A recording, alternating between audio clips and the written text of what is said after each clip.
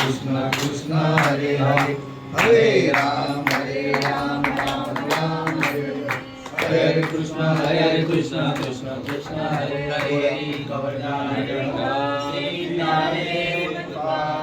पंढरीनाथ भगवान की जय, ज्ञानेश्वर महाराज की जय, संत तुकाराम महाराज की जय, सद्गुरुनाथ महाराज की संसार सुंदर की, सच्चिदानंद सद्गुरु श्रीपाद बाबा महाराज की जय, अमृत बाबा महाराज की जय, नारायण बाबा महाराज की जय, गुरुदास बाबा महाराज की जय, नाना बाबा महाराज की जय, सब संतन की गुरु ब्रह्मा गुरु विष्णु गुरुदेव महेश्वरा, गुरु साक्षात परब्रह्म तस्मै श्री गुरुवे नमः, तस्मै श्री गुरुवे नमः, तस्मै श्री गुरुवे नमः. धर्माच्या करिता आम्हास जगती रामाने धाडी यले, ऐसे जाणून राम भक्ती करिता ऐश्वर्य हे लाभले. आता धर्म सख्या तुझ्या पुरतिया नम्रत्व देणे मले, इच्छा होते माझी भक्ती श्रीपादनाथं गुरुराज वैर्यं मुमुक्षूणां ज्ञानदानत्यदक्षं गोटी क्षेत्रे निवासनं तं नमामि वेदविद्यां, तं नमामि वेदविद्यां, तं नमामि वेदविद्यां.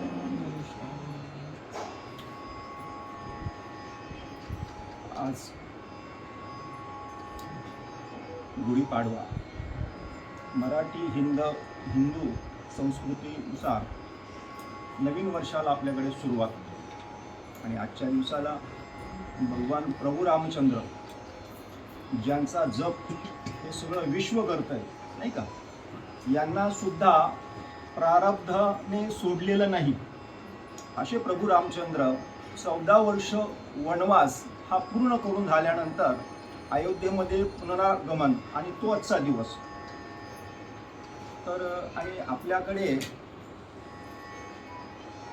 भगवान प्रभू रामाची भक्ती ही सगळेच करतात, सगळं विश्वच करतात असं म्हणायला हरकत नाही. त्यातल्या त्यात मी तर म्हणेन की अगदी आपण ज्यांना 4 धर्म समजतो, काय हिंदू, मुस्लिम, सिख आणि ईसाई, हे सगळे सुद्धा रामाचंच भजन करतात. पण आपल्याला ते कळत नाही, नाही का.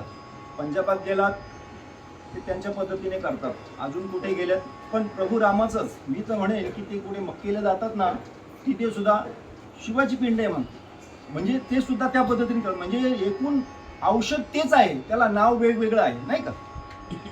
तुम्ही डॉक्टर आहात, तुम्ही गेलात कुठे, तुमचं तर आयुर्वेदामधूनच आहे, प्रश्न नाही. आयुर्वेदामध्ये किती लाखो नाव आहे त्याला, एकाच औषधाला लाखो नाव आहे, पण गुण तोच. अशा पद्धतीने कोण काय म्हणतो, कोण काय करतो. आणि 10 मिनिटं मला सांगितली गेली, पण म्हटलं भगवान श्रीरामाचं हे घेतलंच पाहिजे, का आजचा दिवसच त्यांचा आहे, नाही. असो, आज आपल्याकडे काहीतरी निमित्त म्हणून लोक असं म्हणतात, पिणे वाले को पिणे का बस बहाना चाहिए. तसं आपण आहोत, आपल्याला पण प्यायचीच आहे, पण हरिनामाची प्यायची आहे, नाही का. आणि आपल्याला पण बहानाच पाहिजे.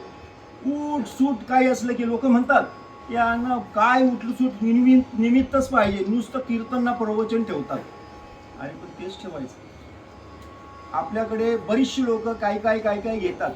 कोणी प्रॉपर्टी घेतं, कोणी गाड्या घेतं, कोणी सोनं नाणं वगैरे घेतात, सगळं घेतात. घेतल्यानंतर असे आपले तुमचे आमचे जवळचे मित्रमंडळी असतात, नातेवाईक म्हणतात, मलाही बरीचशी आमंत्रण येतात, मी नाही जात तिकडे. तो असं म्हणून जात नाही की बाबा यांच्याकडे हे आलंय मग आपण नुसतं काय आता जायचं, बोलवलं की जायचं, म्हणजे आपल्याला त्या ठिकाणी थोडासा द्वेष आला, अशातला भाग नाही. बाकी माझ्या माणसांकडे मी सगळीकडे जायचो. जिथे हरिनाम चालू आहे ना, तिथे आमंत्रण आलं नाही आलं तरी मी स्वतः जाईन तिथे, कारण हे महत्वाचं आहे. तिकडे मी जात नाही, त्यांनी बोलवलं की. मग काय करतात, बाहेर इकडे पार्टी द्या, तिकडे पार्टी द्या, याचं जेवण त्याचं जेवण, तो जसं असेल त्याला. मला तर म्हणतात जावई तुम्हाला आम्ही वेगळी पार्टी देऊ, तुम्हाला वेजची पार्टी देऊ. म्हटलं मला वेळ नाहीये, पुढची पार्टी मला मिळाली असं सांगतो मी. मग त्यावेळेस होतं काय की 5-50 फार पडतं, 5-50 कमी, जास्त बोललो मी. 5-10 माणसं असतात, कुठेतरी एखाद्या हॉटेलमध्ये जाऊन तुम्हाला मेजवानी दिली जाते किंवा काय केलं जातं. पण तुमच्या ठिकाणी हा चांगला विचार, आपल्या साधकाच्या ठिकाणी हा चांगलाच विचार असतो की मी ज्या ज्या कामाला हात घालीन ते काम माझ्या बाबांच्या कृपेने होत आहे.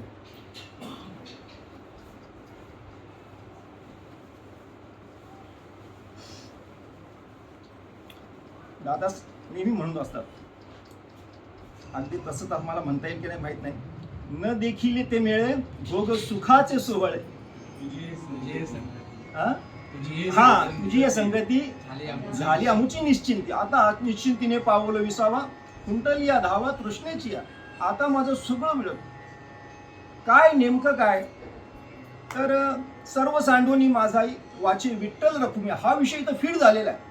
सर्व धर्मान परित्यज्य मामेकम शरण उरच अहम त्वा सर्व पापे मोक्ष इच्छामि मा शुच. मला शरण ये, हे सौ सुनार की और एक लोहार की आहे, नाही का. सोनाराने किती असे फटके मारले तर घाव, पण लोहाराचा एकच फटक्यात काम आकाराला येतो लगेच. म्हणजे असा नामाचा परिणाम आहे. नाम तुझे नारायण कोडी पाषाणाला पाना. आमच्या भाऊजींचं एकदम परफेक्ट प्रमाणे. लोक अगदी सुसंस्कृत असतील, शिकलेले असतील आणि त्यांचं व्याकरण वगैरे सगळ्या दृष्टिकोनातून परमार्थ मांडतील. आमच्या भाऊजींना ते सगळं ठणठण गोपाल, पण त्यांना एकच माहिती आहे, माझ्या भगवंताला जे प्रिय आहे ना, आणि तो भाव, आणि तो त्यांच्या ठिकाणी अगदी ठासून भरलेला आहे. कीर्तन प्रवचन चालू असताना भाऊजींकडे सगळ्यांचं लक्ष असतं, फोकस त्यांच्याकडे असतो. आता ही काय सांगतात, आणि खरोखर तिथून तशाच पद्धतीचं प्रमाण निघतं. कसं बघा, स्वयंभू तिथून निघतो. कारण अंतःकरणामध्ये जप तोच चालू आहे. येतो हिताचा कळवळा म्हणून जीव तुटे तिळतिळा. प्रत्येक वेळेला, एकाच वेळेला नाही, ते आतून त्यांचं चालूच असतात. आणि आमच्यासारख्याने विचारतात, हे प्रमाण फिट आहे नाही तर हे प्रमाण फिट आहे ना, देऊ का देऊ का. म्हणजे किती बघा, किती नम्रता आहे, देऊ का, बरोबर फिट आहे का, एवढं सुद्धा विचारतात. म्हणजे हे ज्याच्या ठिकाणी सतत चालू आहे तो खरा साधक. प्रत्येक गोष्ट मी विकत घेत असताना माझ्या बाबांची माझ्यावर ही कृपा आहे. आपण बोलताना सहज बोलतो की बाबा हे आलं ते आलं, ही कृपा नाही. ही का की तुमच्या आमच्या ठिकाणी ना, तुमच्या आमच्या ठिकाणी तो ग होता कामा नये. पण ही सुद्धा कृपाच आहे. त्यांच्या कृपेशिवाय काहीही होऊ शकत नाही. लाख तुम्ही डोकं चालवा, लाख तुम्ही कष्ट करा, काही करा, त्यांची कृपा असेल तर त्यातून ते फलित समोर येईल, अन्यथा नाही. हा प्रत्येकाचा अनुभव आहे किंवा नाही मला माहित, पण माझा अनुभव आहे. आणि ते मिळालेलं जे आहे ना तुम्हाला, ते अगदी शेवटच्या क्षणापर्यंत पुरणार आहे.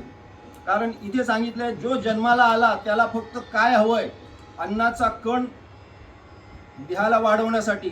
आणि तुमच्या बुद्धीला, तुमची बुद्धी सतसत विवेक बुद्धी अशी राहावी असं वाटत असेल. साधूचा क्षण, अन्नाचा कण आणि साधूचा क्षण, या दोनच गोष्टी फार महत्वाच्या आहेत. आणि साधू संतांना ते अगदी सहज मिळतात. कशा मिळतात? अगदी सहज. कारण साधू काय करत असतो, याची अजिबात चिंता करत नाही, मला खायला कसं मिळेल. साधून गाठी बांधई उदर समायाले, आगे पीछे गोविंद खडे, जब मागू तब दे. नाही का, याल तरी यारे लागे, अवघे माझ्या मागे मागे, आणि आजी देतो पोट भरी, पुरे म्हणाल तो वरी. पुरं झालंय का? नाही झालं असं टाइम, कारण सगळ्यांना.